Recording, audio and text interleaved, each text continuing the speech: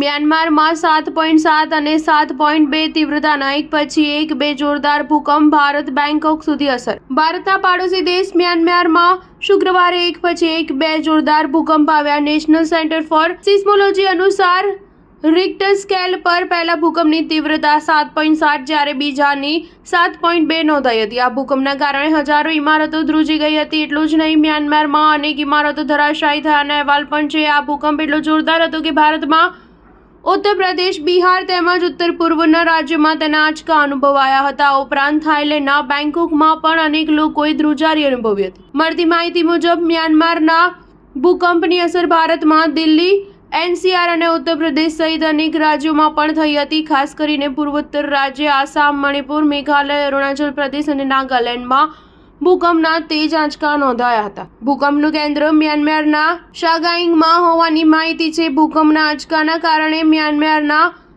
માંડલેયમાં ઈરાવડી નદી પર આવેલો બ્રિજ ધસી પડ્યો હતો. મ્યાનમાર અને ભારત સિવાય બેંકોકમાં પણ ભૂકંપના તીવ્ર આંચકા અનુભવાયા હતા. મ્યાનમારમાં પહેલીવાર 11:52 વાગ્યે ભૂકંપનો આંચકો આવ્યો અને બાદમાં 12:02 વાગ્યે ભૂકંપનો આંચકો અનુભવાયો હતો. જર્મન રિસર્ચ સેન્ટર ઓફ જીઓસાયન્સ અનુસાર ભૂકંપનું કેન્દ્ર ધરતીની 10 કિલોમીટર નીચે હતું. બેંકોકના સ્થાનિક તંત્રનું કહેવું છે કે ભૂકંપ એટલો જોરદાર હતો કે સ્વિમિંગ પુલનું પાણી બહાર ઉછળવા લાગ્યું હતું. ડરના કારણે લોકો ઘરની બહાર નીકળી આવ્યા હતા. સ્ટાર ન્યૂઝ 7 હંમેશા સચ્ચાઈની સાથે.